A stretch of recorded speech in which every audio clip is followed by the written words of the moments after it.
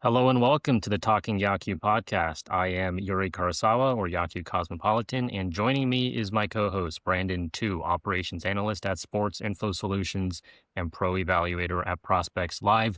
We are right in the middle of the 2026 World Baseball Classic, recording this right now in the middle of the U.S.-Italy game.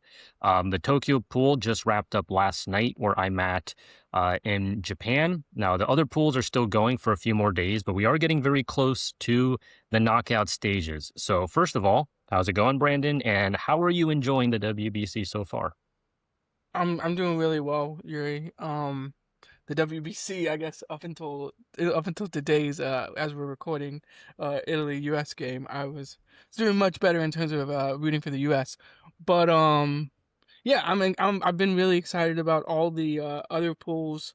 I got all my pool previews out at Prospects Live, got all of them done. Was really excited to do those. Basically, 6,000 words per pool preview, like 20-minute reads. Basically just dropped everything about each pool in there. Starting lineups, kind of a preview of each team, X factors, stuff like that. So if you want to check that out, they can.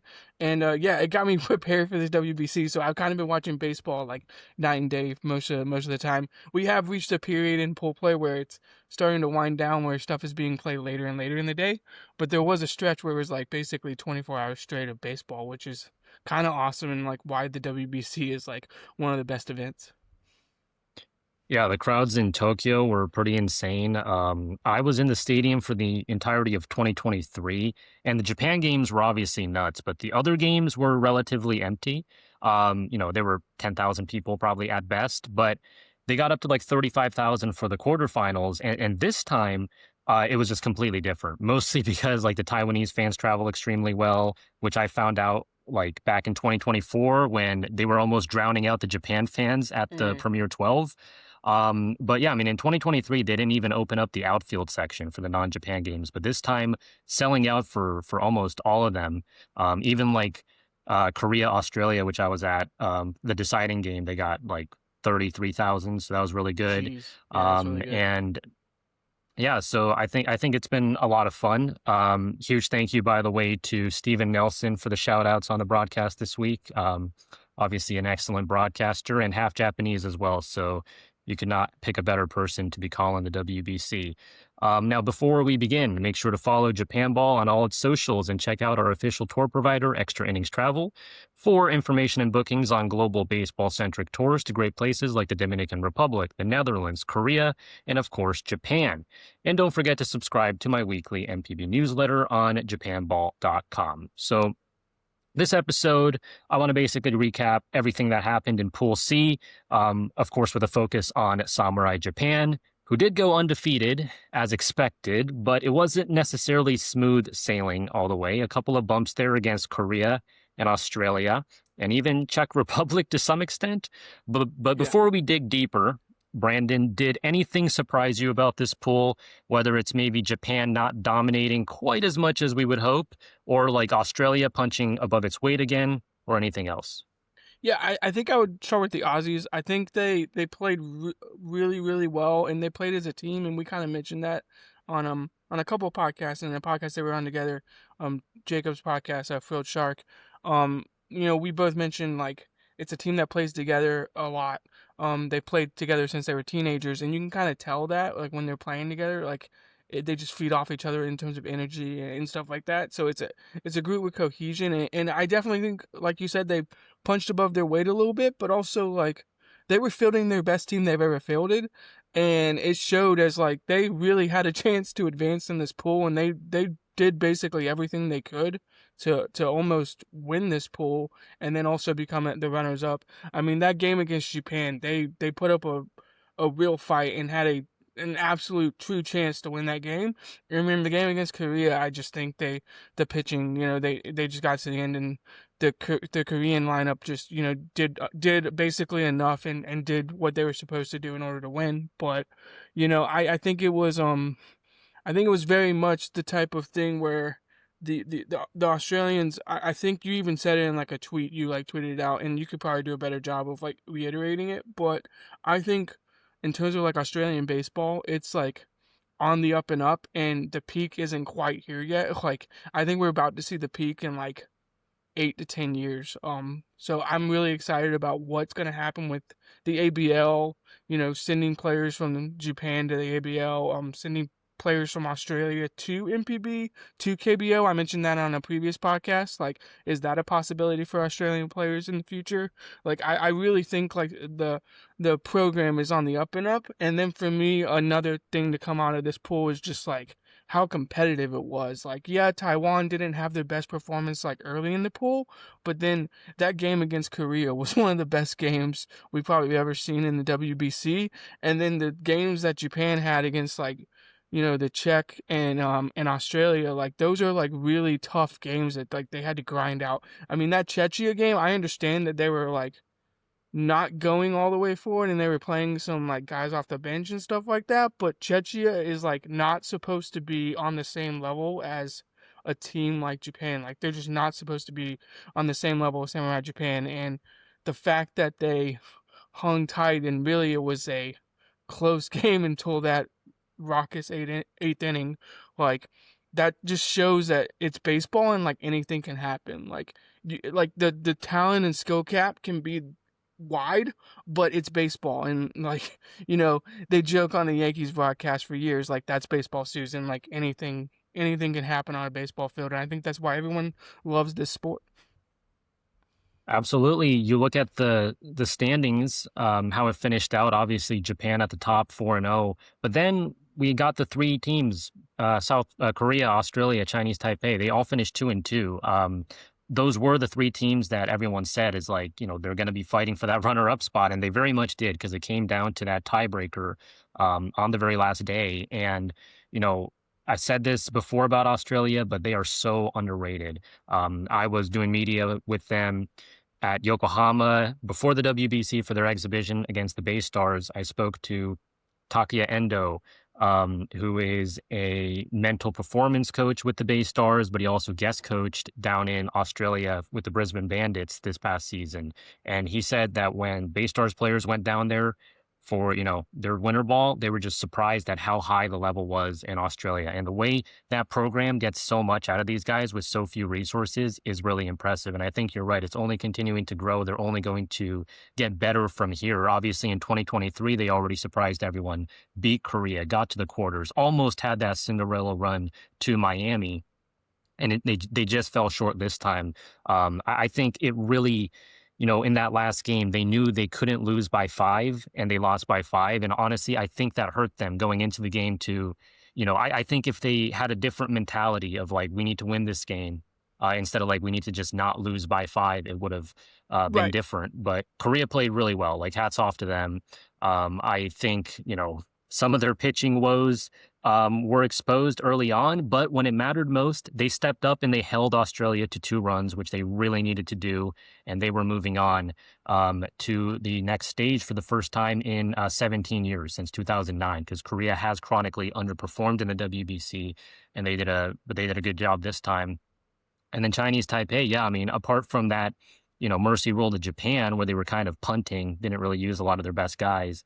Um, their pitching did come through. I mean, Roshishu, Ryangulin, the two guys that I had my eyes on, they really impressed, and I'm really happy about that. But they didn't hit enough. Losing 3-0 to Australia in the opener, that sunk them. But this was Mm. indeed a very competitive pool. But let's get into Japan. They won the first game again, 13-0. That was a 7-inning mercy rule. Then they had an 8-6 game against Korea where they were down early. Honestly, kind of mirrored what happened in 2023, where Korea took the early lead. But Japan came back, except that turned into a blowout. This was a lot more close until the very end. Then Australia held Japan scoreless into the 7th. Japan ends up coming back and they won 4-3. And then finally against Czechia, that was a 0-0 game into the 8th. Japan was resting most of its stars, but then they explode for a 9-run inning.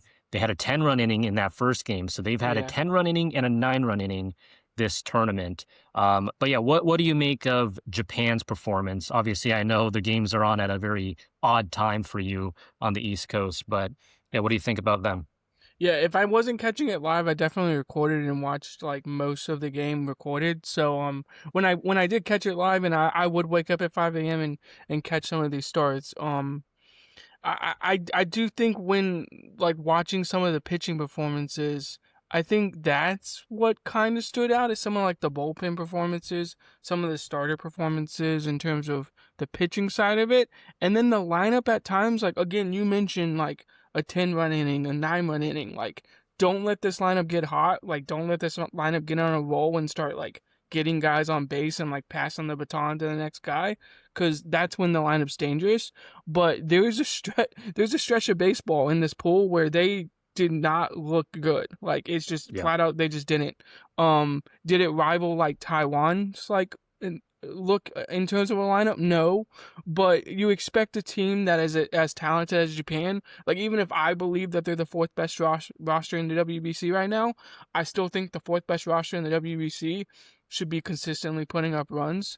And so that's where it's kind of a little bit weird. But then you also look at like the end result, and you're like, well, like they did what they were supposed to do. Like even if the game against Australia is close and the game against Korea is like closer, like I think both of those teams are a lot better than people just think they are. And so for my money, I think Japan like did what they were supposed to do, won all their games, won the pool. Now they get to advance, and we'll see what happens in terms of the quarters and the semis, and then trying to get to the finals.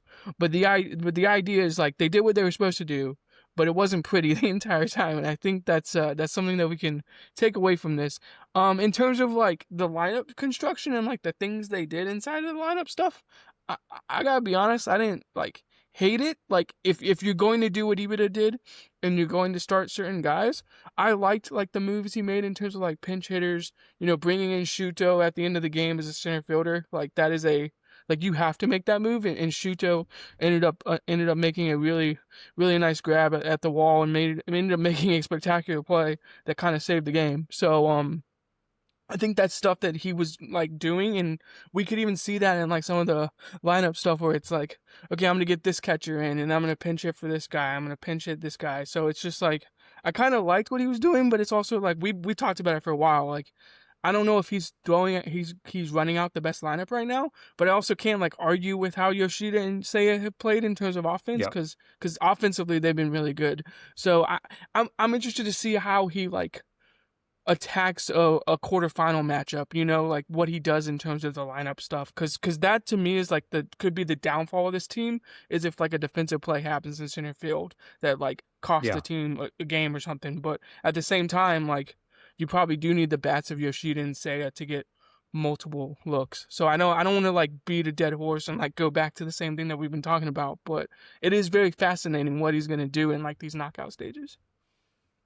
Yeah, and let's dig into this lineup. So, I think that the main lineup for him is pretty much set. Otani leading off. It was going to be him or Kondo that he was deciding between that in the exhibitions. He goes with Otani at leadoff. Obviously, no complaints with that. He's the best hitter on the team. He's the best player in the world. He delivered with 2 home runs. He has an OPS over 2,000 this tournament. So, I mean, Otani is well on his way to potentially another MVP if Japan win it all. In the 2 hole, though, Kensuke Kondo, which is where he was back in 2023, he has uncharacteristically struggled a little bit.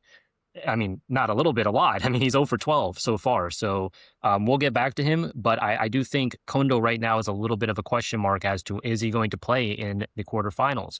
Then Seiya Suzuki in center field also hit 2 home runs. Masataka Yoshida in left, 2 home runs as well. So basically, Otani, Suzuki, Yoshida, the big MLB boppers, all did their job.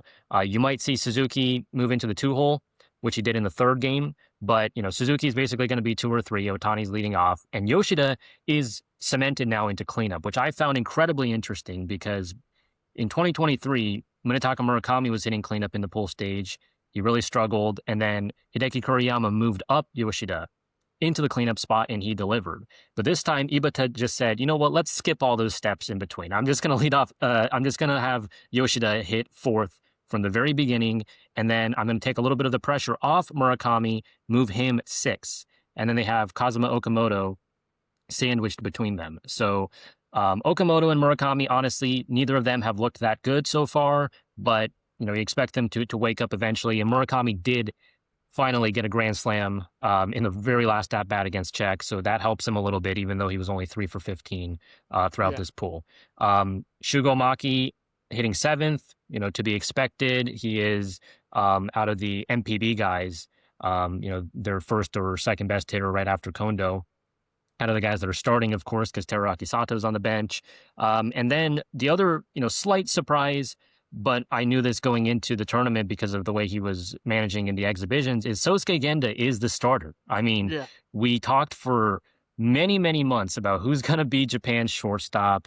You got guys like Isami Nomura, Kotaro Kuribayashi. He doesn't select them. He goes with Kaito Kozono instead, coming off a batting title. So I'm like, he's not great defensively, but I guess Kozono is the shortstop. No, it's Genda, yet again, the veteran, the sure hands defensively, and he has started every game except the last one. And honestly, he has overperformed. I mean, he has a 727 on base this tournament, so he's getting it done with the stick as well. And he obviously looks pretty good defensively. So that's that. And then obviously hitting ninth is either Kenya Wakatsuki or Seishiro Sakamoto, one of those two catchers. What do you think about the lineup construction? Obviously, a little bit unconventional in terms of Yoshida at cleanup instead of Murakami, for instance. But, what do you think about the way he's been lining it up? And then do you think Kondo is going to figure it out eventually? Yeah, I said before the tournament, I guess I'll start there.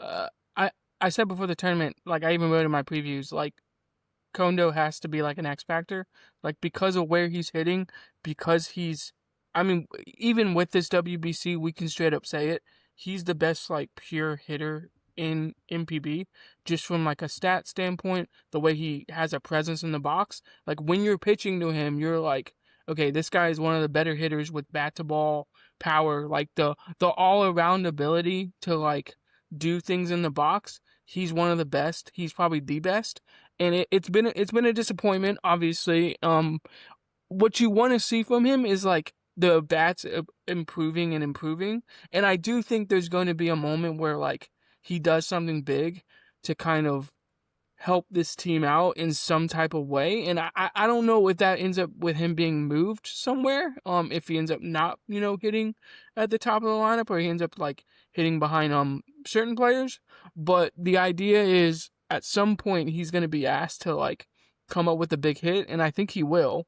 And it's the real question of like once he comes up with that big hit, can Team Japan like, tack on to that big hit from like a big hit from like Murakami or Maki or something like that. Like I have no doubt that like Shohei Ohtani in the biggest moments is gonna do something Shohei Ohtani-esque. It's like can other guys like Yoshida, Seiya, Kondo, can Maki do something? Can Murakami, have some brilliance? I mean, we saw that in the semifinal with Mexico last time. Like, can he hit a double late to like get them some runs? In terms of the lineup, I don't mind it. Like, I think even hitting Seiya like second, like I get it. Like Seiya's that type of batter where I think he's gonna give you a good at bat. He's gonna run up the pitch count of the pitcher. He's gonna be patient in the box, and he can like sit behind Ohtani as a right-handed hitter. And you can't just play like matchups out of the bullpen. You can't just be like,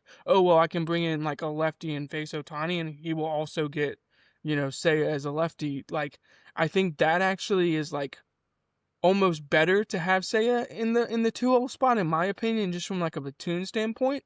But then I don't know where that means you put Kondo, because like I do think that like Yoshida in the 4 hole, I mean he's produced. I almost think you have to leave him there. And then just from that standpoint, like having Maki behind him, and then going down from that scale, you go to Genda at some point, and like Genda's overperformed, outproduced.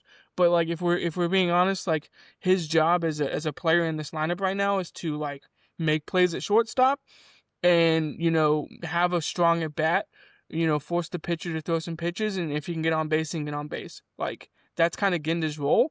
And so I think it's like I've been talking about it like the whole time is what will they do with the lineup in terms of like being aggressive, like pinch hitting in certain spots? Like, will he get ultra aggressive in a knockout round and Yeah. be like, okay, this guy gets one at bat, and then I'm going to a pinch hitter, and then this guy's gonna get one at bat, and then I'm going to a pinch hitter, like that type of stuff. And so, will we see like a like a Kaito Kazono at some point?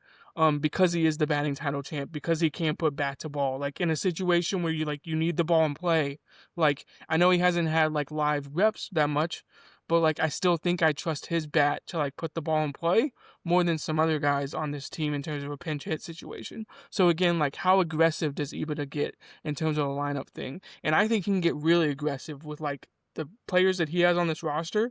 I think he can get really aggressive with some pitch hitting and some pinch running opportunities. And pinch running could be like a huge thing. Like let's say a guy's Yeah. on first, double in the gap. Like that's how they won the Mexico game. So I'm kind of for like how aggressive he can get with this lineup. So regarding the pinch hitting, something I found interesting was in that Australia game, they're down 1-0 in the bottom of the sixth, and Kenya Wakatsuki's up with a guy in scoring position. He didn't pinch hit for him. He had Marishita and Sato and Kozono, guys like this available, but he didn't. Now that ended up being fine. I mean, they didn't score that inning, but then Sato had a big pinch hit opportunity in the bottom of the eighth, and he delivered with a double. Now, I personally am curious with Kondo not playing up to his usual standards right now, does he even consider starting Teraraki Sato in this Mm, quarterfinal matchup? I thought maybe in this last game they just played against Czech, where it was basically a tune-up for the quarterfinals, right? They had already clinched the top seed. They were resting Otani and Seiya and a lot of the other guys. Kondo doesn't have a hit yet this tournament, so I thought, maybe he gets Kondo some more ABs to try to at least get the confidence up, but he didn't. He sat the whole night. It was instead Morishita hitting leadoff and then Sato in the two. So the two Hanshin guys getting them some playing time. From a lineup perspective, I think Sato, you got to give him the most ABs possible because he is a three true outcomes type guy. Like the more ABs you give him, the more chances he has to put the ball over the fence. But there is that slight defensive concern where, look, I'm not saying Sato's a bad right fielder, but Kondo's better. And when you already have Yoshida in left and Seiya in center, I do like the kind of stability that Kondo gets you. And I just don't believe that he's just going to have a bad tournament. I mean, he was great in 2023. He's literally the most consistent player in MPB. And yeah. this is just like a small sample blip in the radar type thing. So I still believe in Kondo, but I do wonder how he plays around with that right field spot. And with Yoshida, I mean, we were all doubtful about this guy's inclusion as like a starter because he's bad defensively and didn't put up the best numbers in Boston and he's been injured. But the thing we, failed to consider is that Yoshida in a Samurai Japan uniform is just a different animal. This guy is clutch. This guy comes up big. He knows how to deliver a big at bat. So even though I wouldn't have minded Yoshida being like a super pinch hitter in this tournament, he is clearly getting the job done at cleanup, and I expect him to stay there the whole way through. And then otherwise, yeah, like you were saying, with pinch running opportunities, Ukyo Shuto has 3 stolen bases in 3 attempts so far. He's really the only guaranteed stolen base guy here because, Taisi Makihara is fast. Genda's pretty fast. I guess Kozono can swipe every now and then obviously Otani, but they're not really going to be using the running game much, except for Shuto. What's Yeah. going to happen is seventh inning, eighth inning, Shuto's going to come in to pinch run for somebody, and then he stays in for center field defense, so Seiya can slide over to right. That's kind of how they're going to roll with it, and we will also see Hirokazu Ibata resort to small ball at times, right? He had Genda bunt. He had Yuhei Nakamura bunt. Like, Yeah. He'll especially when do they're it. struggling to put runs on the board, Japan is going to kind of go back into its shell and go back to like that traditional small ball, which Kuriyama didn't do that in 2023. I think a big storyline from 2023 was that Japan won while playing like the American game almost. Like they beat the US at its own game in terms of getting the big home run. They didn't like do it like 2006 where they're playing a lot of small ball and bunting and stealing bases. That is the Slashing, traditional like hitting Japanese, yeah. runs. Yeah, exactly. And this lineup 1 through 7 at least is so deep. It's so, power heavy that that's not really Japan's brand anymore. But with the 8 hitter and the 9 hitter, depending on, how they roll, the how the game's going. Like I wouldn't be shocked if, say, Genda's coming up in a big spot, they're down by 1, and instead of pinch hitting, he just has him drop a bunt. Like that would be on brand for Yeah. Ibata. So as a lineup right now, they're doing fine, like 987 OPS as a team. obviously is awesome. That's third best in the WBC so far. But I don't know. Do you think Japan can deliver a good performance against the higher octane, higher velocity arms of Venezuela or Dominican coming up? Yeah, that's where I'm like interested by it. I do think in terms of setting guys up to pitch against Team Japan, like do I think Venezuela has enough like rotation? Like if they just throw someone out there, well obviously they need like 3 or 4 innings, and then do they have enough bullpen to cover it?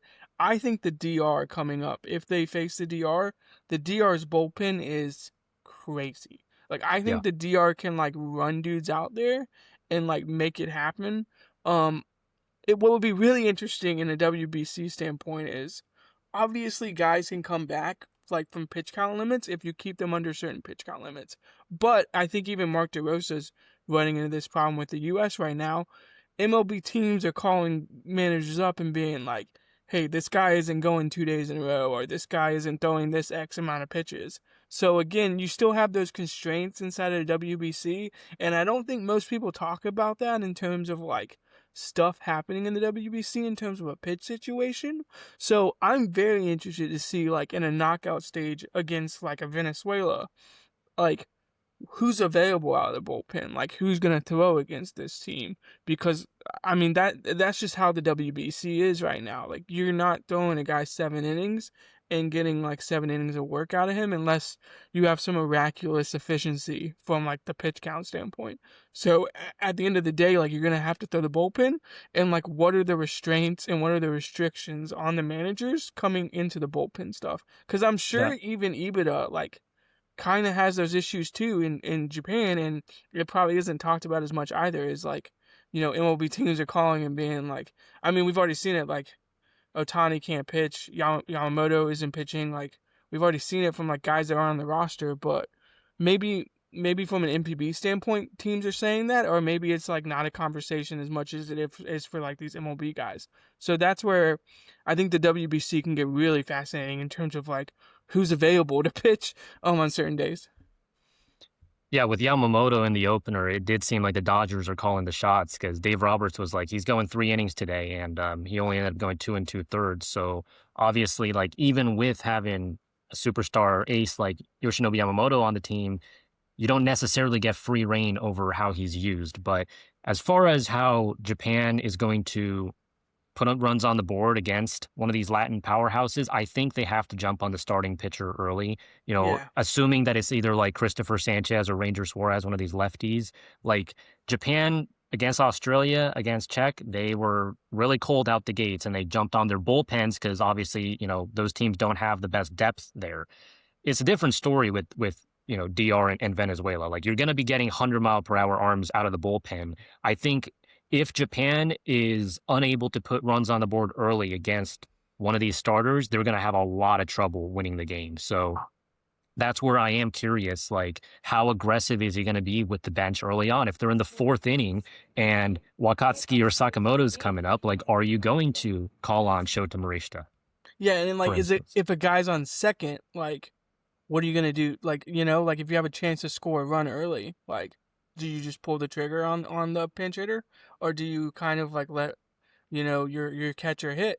It's one of those things where I'm like very fascinated by like, I mean, I'll say it, like Christopher Sanchez is one of the best pitchers in the world, but like he's not doing the same things that like Edwin Diaz is doing, and like other Yeah. guys in that bullpen. So, like we're talking from like a Puerto Rico standpoint, like those guys throw super hard and stuff like that. So it's like I think most of the teams they're gonna face from here out are gonna throw like gas in the bullpen like that. So you are correct that when it comes to like can you get to guys early? Like that's where we're gonna see like the game mirror the MLB side of like things, where it's like in the MLB, like everyone makes a big deal about it, like the pitcher's not going like more than 2 rounds through the lineup, but it's because you have a guy throwing as a starter 96, 95, 97. I mean, yeah, you get the Paul Skeens who are sitting like 100, or like the Hunter Greens who are sitting 100. By the way, terrible news with his elbow, Yeah. but it's like you get certain things where it's like starters do that type of stuff, but when you get to the bullpen early in MLB games, because you have 5 dudes who are throwing 97 to 100. So these teams are like that talented. Like especially the DR's bullpen. The DR's bullpen is pretty insane in terms of the talent that they can run out there. So I, I mean, I'll go ahead and ask you the question: is the DR the favorite? Like for you, are they the favorite? Because I think they have been at the start, and I think they're clearly still the favorite until someone like kind of proves me otherwise, I guess. The DR right now is the favorite. It was them in the US, but the way the US is looking as we speak against Italy, it has to be the DR, and let's not sleep on Venezuela either, right? I think all three of these teams on paper are actually better than Samurai Japan. Like I appreciate all the support Japan gets from, international fans of people saying like Japan's the defending champions, they should be the favorites. Yeah, yeah, I'm saying this as a Japan fan, as someone who covers the team. I just don't see that. That doesn't mean they can't win, but I do think they're going to be the underdogs going into this matchup against Venezuela or DR in Miami, no less. And they just have to run the gauntlet this time. Last yeah, time, not that it was easy, but they got a quarterfinal matchup at home against Italy. They handled that one pretty easily. Then they got Mexico, which is a pretty 50-50 matchup. Obviously, almost lost, but they came through in the end with the comeback. And then they got US, and everything went well for them. This time, they have to beat one of the Latin powerhouses. The semifinal matchup could theoretically be easier than the quarterfinal if they yeah. get That's through crazy. DR or Venezuela, right? If they get, say Puerto Rico or like, I don't know, Canada, Italy, whoever it is, like it is a winnable matchup, certainly for Japan, where they might actually go in as the favorites for that one. But then the final, they're not going to be the favorites in the final again. So I think this is a good transition to the pitching. We talked a lot about Japan's hitting so far in this tournament. The way they ended up going with the rotation was we had Yamamoto starting in game one.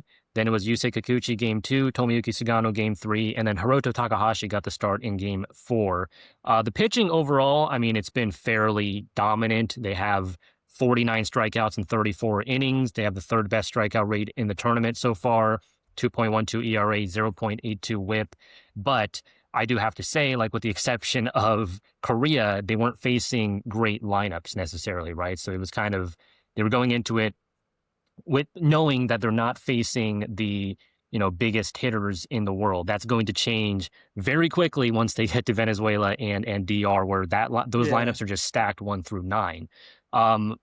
What do you think about the potential game plan, whoever they play? The pitch count limit moves up from 65 in pool play. It goes up to 80 for the quarters. And then I think it goes to like 95 for the semis and finals. Assuming that they allow Yamamoto to go 80 pitches, which is, let's say 5 innings. How do they navigate it after that? Because that's really Japan's like trump card right now is they have World Series MVP Yoshinobu Yamamoto probably slated to go in this quarterfinal. So you feel good about that. But let's say it's a tight game. Do they go to a Hiroya Miyagi? Do they go to Atsuki Taneichi, who has looked like an absolute monster in high leverage? Do they still lean on Taisei, who has not looked that great as the closer? How would you navigate this? Do you think they should go for a lot of matchups-based stuff? Do you think they should just throw somebody out there, and if they're hot, let them keep going for like 2 or 3 innings and just piggyback? How would you go about this? Yeah, it's kind of like thinking about, okay, you get 5 from Yamamoto. Now you need to cover the 6th, 7th, 8th, and 9th. So you need 4 innings. Do you? I think the 3 batter minimum is still in effect. So do you try to say like, we're gonna use 5 pitchers here? So my 5 pitchers, I think, would be like, especially in a knockout game where like, let's just hypothetically say they're facing Venezuela. I think you got to go like Ito, Miyagi, Taneichi,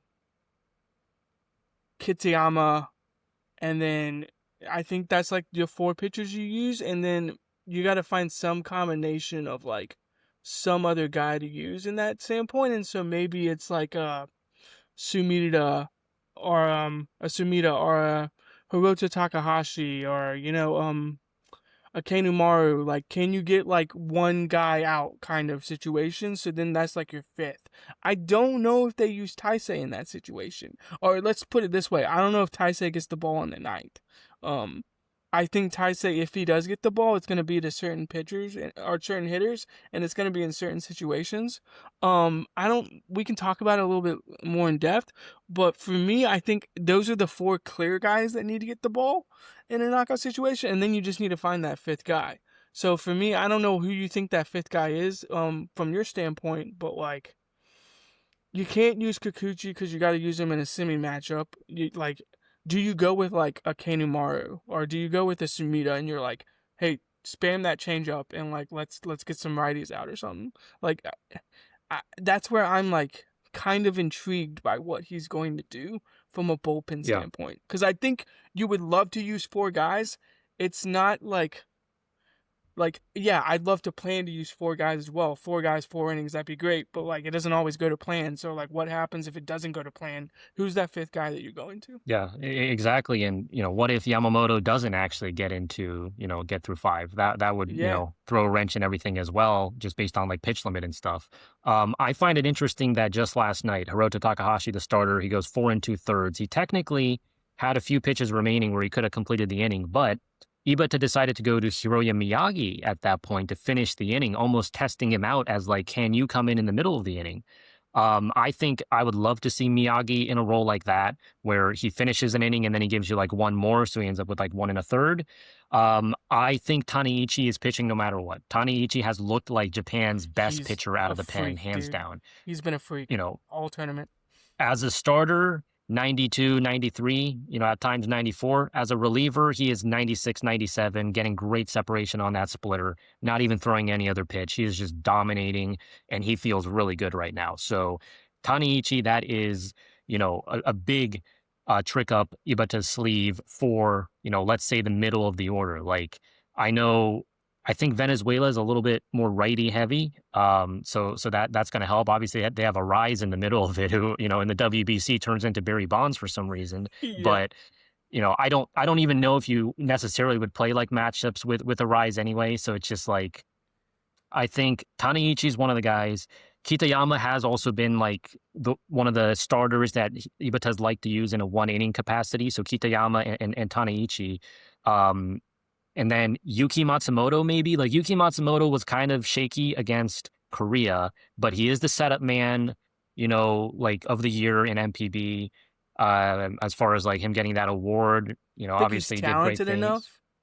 Would you say that? Like he's talented enough to definitely get the ball in a I situation think like that? so. I mean, he throws, mid 90s. It's not like high 90s, but against Hae-Sung Kim with the bases loaded, he painted a nice splitter low and in and got out of that jam. A hit there would have tied the game for Korea. So, he did well under pressure there. He does have, a slider to go off of against righties and stuff like that. So I think Yuki Matsumoto could be that guy. And I agree with Taisei, it's going to be interesting. Like, does Ibata have the balls basically to say, Taisei, it's a 1 run lead against Venezuela in the ninth. Go out there, even though you gave up 2 homers against Australia and you let Jahmai Jones hit one all the way to the wall.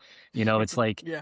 Taisei was, frankly, just getting kind of clobbered out there in the pull stage. As much as with his low arm slot and the stuff numbers look nasty, and I believe Taisei, he does kind of have this like aura to him where he desires the big moment. He doesn't let the pressure get to him. But just from a pure like stuff standpoint, I think I want to see Miyagi into like Kitayama, Taneichi. I don't think Yuki Matsumoto is definitely not like the ninth inning guy. But if you can find him into the seventh or eighth, and then I guess I would like to see Taneichi actually close it out, depending on Mm. um I don't know if that's how Ibata lines it up. Maybe Taneichi is just going to be the seventh, eighth inning, and he still trusts in Taisei, but I definitely would not mind Taneichi in the ninth. So from a knockout standpoint, let's say you get through the quarters. I don't want to look too far ahead from like survive in advance. Got to win every game. Got to play every game like it's you could go home because that's how the knockouts work. But if that happens, or you go into like a Fujihira in like a certain situation in like the semis where you're like, we haven't thrown this guy, like we kind of need to throw someone. Do you throw a Kanemaru at that point?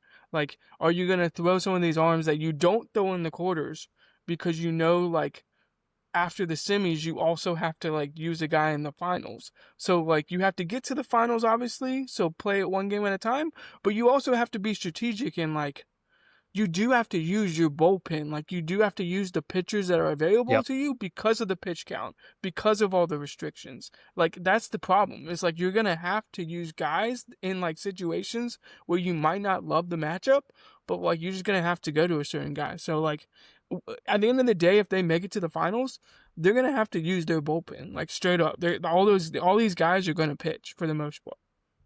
What's interesting about Fujihira is he came in after Yamamoto threw a third of an inning, got a strikeout. He has not pitched the rest of this tournament. Obviously, he was added late as an injury replacement, but he was, I mean, lights out in the Premier 12. Ibata likes him. But Fujihira, to me, is kind of mirroring what Yuki Utagawa was in 2023, Yeah. where Kuriyama, after the tournament, said one of his biggest regrets, despite winning, was that he couldn't get Utagawa in one of those knockout stage games. I don't know if he necessarily has the faith in a guy like Fujihira to do that. Obviously depending on the game situation, if they're up big, if they're down big, then he could come in.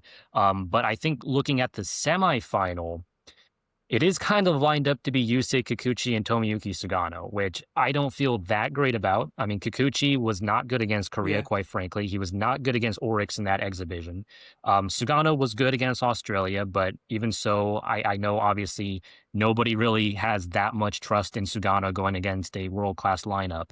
But, at this point, they just don't have all that many like starters available. They So don't. so you're not going to start Hiromi Ito. He's already shown that. Like he wants Ito to be like the piggyback guy that goes 2 or 3 innings. So I wouldn't mind if Ito came in the quarterfinal. I wouldn't mind if Ito came in the semifinal.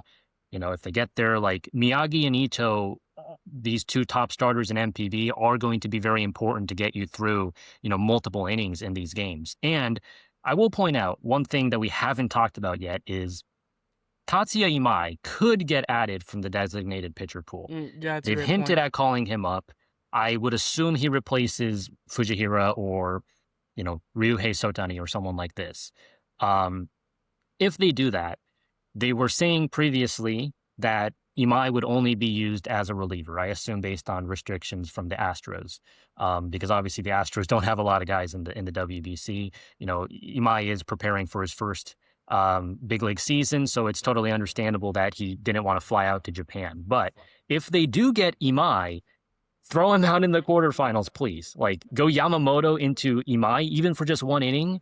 That really helps create that bridge into the late innings where you can then give it to Matsumoto, Kitayama, Taneichi, and you feel really good. So I guess Imai is kind of this, mystery X factor if he's added. I don't know, like Japan, there's no real precedent for this. It's not like Team Netherlands back in like 2017 would add like Yeah. Kenley Jansen in the quarters, right? Like I don't think Japan has ever done that before with like a reserve pool player because they like to just stick with the guys they've always had. But I will say in 2023, they had Roji Kurebayashi on the team. He was like, had some discomfort and they just took him off the roster, put in Soichiro Yamazaki. He didn't end up throwing in a single game, but it's like they will do this swap if they have to. And Imai could come in and, be the guy that gets them over the edge in the quarterfinal.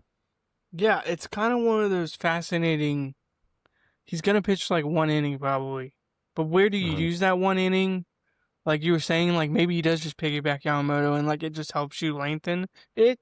But then in that case, like okay, in the semis, like you're still gonna use Taisei at some point. Like Taisei's gonna have to be used. So it's kind of one of those things where I just I don't know. Like in order to like run through this gambit of like teams, and let's face it, they are gonna be running through a gauntlet of teams.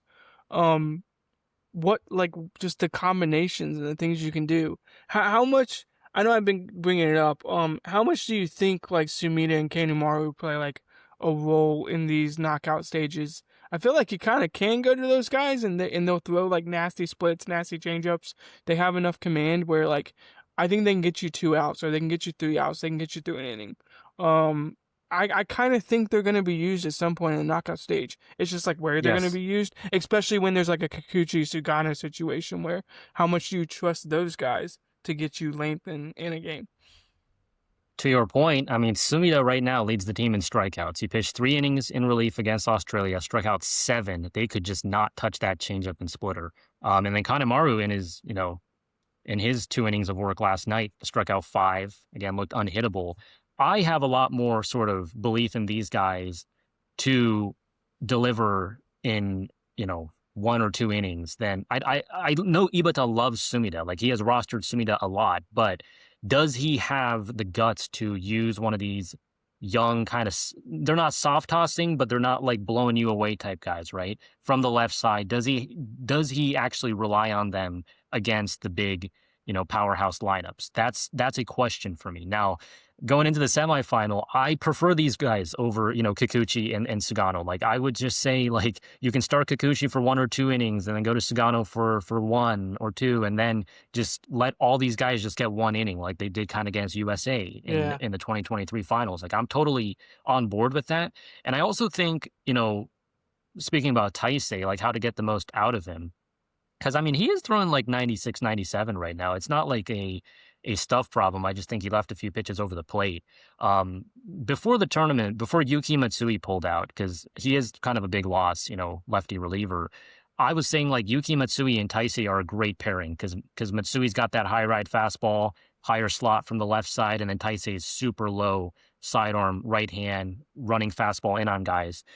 Like, is there a way to, like Taisei into Sumida is like, for instance, you're giving guys different looks. It can be deceptive. Mm. I think Ibata is going to have to get very creative because, again, it only gets harder from here. This is the toughest path Japan will ever have to face to get to, you know, the WBC finals. And if they do get knocked out in the quarters, that will be their worst finish ever, which is not a good look for them. The context that they're facing, one of the best countries in the world doesn't matter. It's like you didn't win in the quarters. This is a failure. This is their worst run ever. So I think it's going to be a challenge to navigate a lot of these lineups. Like I'm already thinking like, oh man, what if like Ronald Acuna starts the game with like a leadoff double and they Mm. got all that Miami energy. And it's just like, if Yamamoto is not, up to his usual standards, like I almost think they don't have a chance. It's like Yamamoto, he needs to give them 4 or 5 quality innings. And then it's just about relying on the MPB guys as they did in 2023. The MPB guys coming in, the MLB hitters are not familiar with them, and I do think that gives them a slight advantage. Although, of course, in the other direction, like the Japanese hitters are not always that familiar with their pitchers either.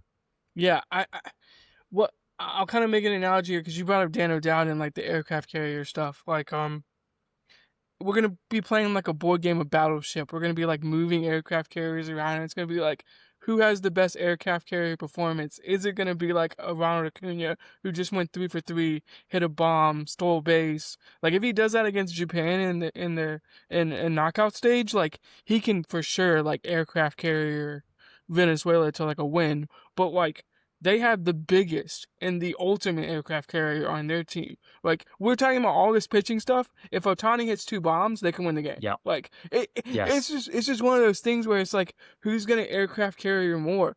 And like we haven't even got to like the Dominican lineup, or like you brought him up a little bit, but it's like Junior Caminero. Like I just want to get this on record. The dude hit 40 bombs last year.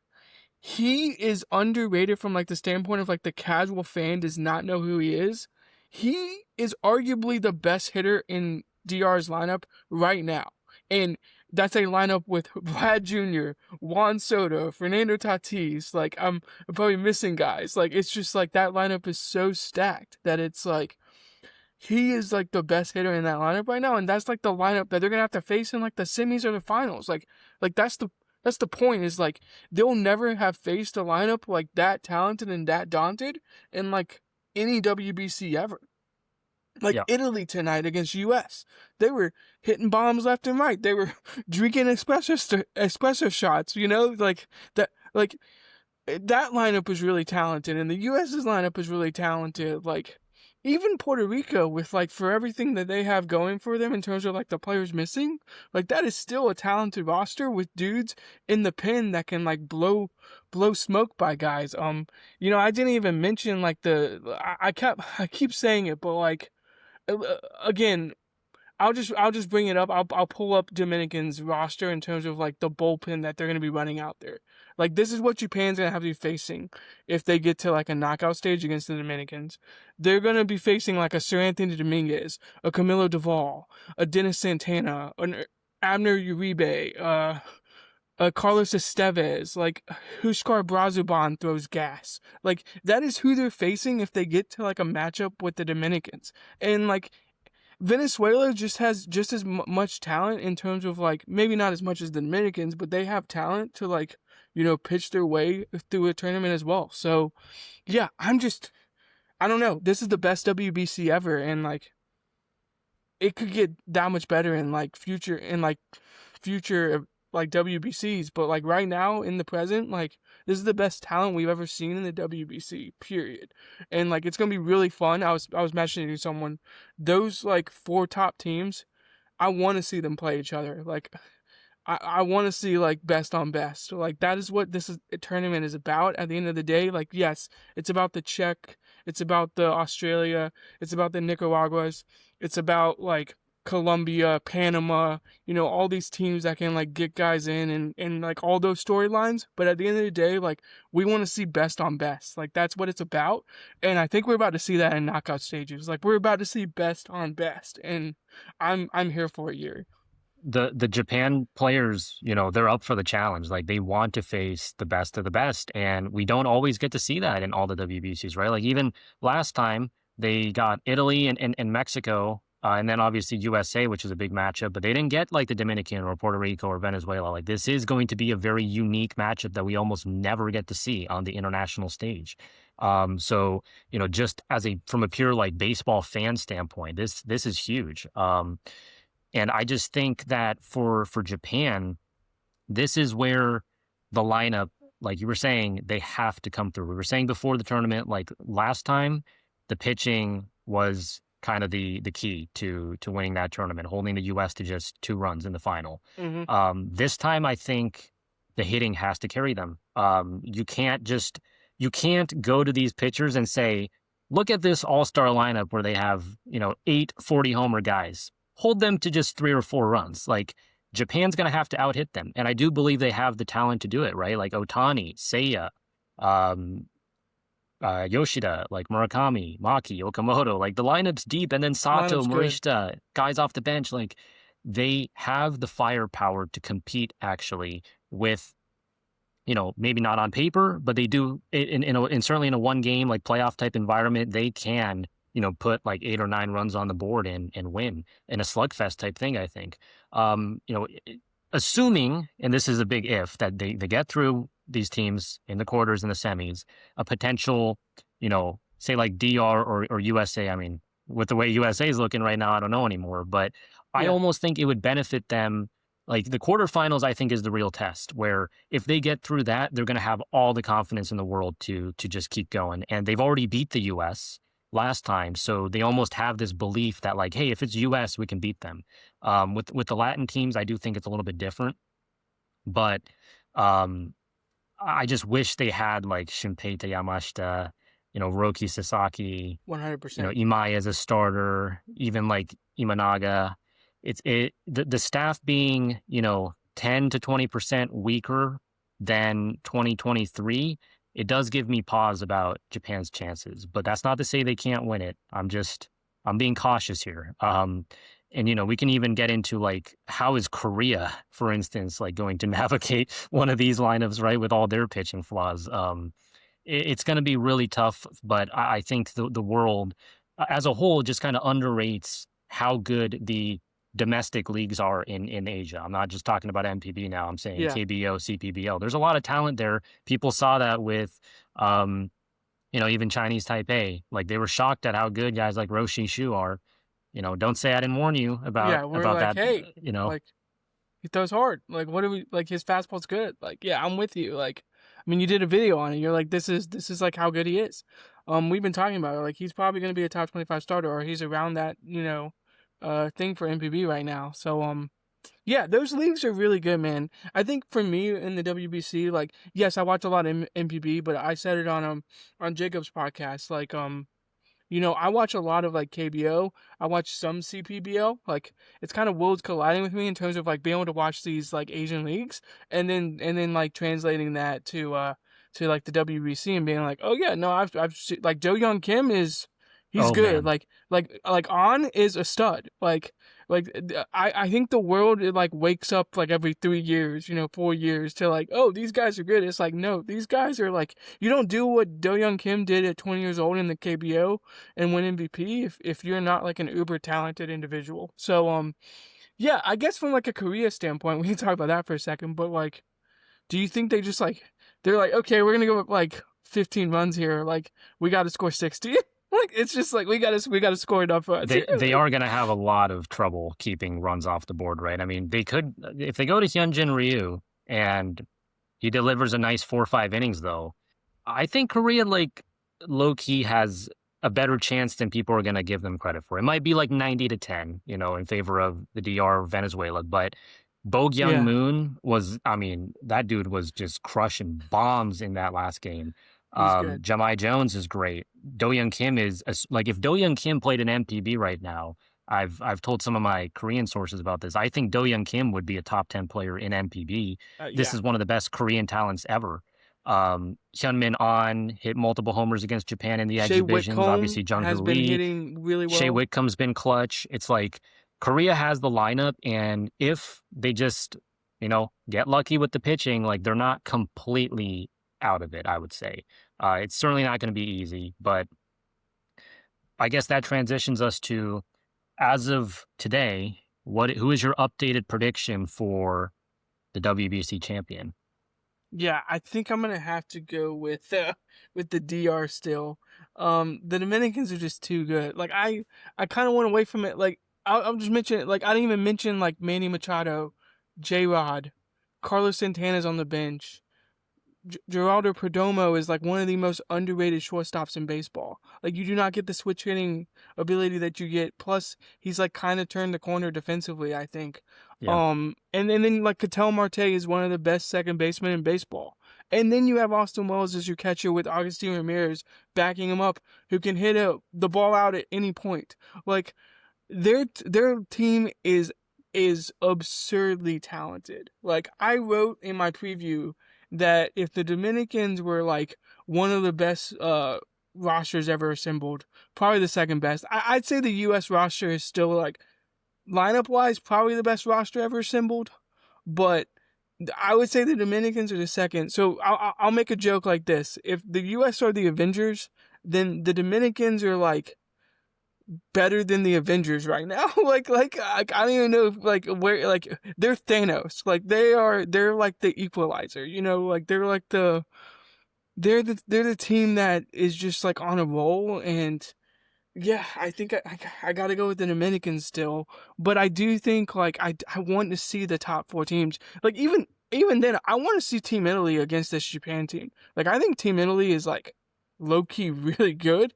Like This is they're a kind of much better stacked. Team Italy than last time. Yeah, so I want to see them like against Japan or against whatever team they end up facing in the knockout stages. We still don't know what Pool B is gonna look like, but um I guess updating live update, U.S. did lose to Italy 8-6. So live update on the podcast, but we don't exactly know where Pool B is gonna all shake out. So again, like there's so much talent in this WBC, but I think I got to pick the Dominicans. The Dominicans are like that good. I think, and from the standpoint of winning the WBC, it's because of their bullpen. Their bullpen, they can like run dudes out there. Like I don't know if the U.S. is running dudes out there the way the Dominicans are. Same with like the Venezuelans. I don't know if they're running out the same dudes.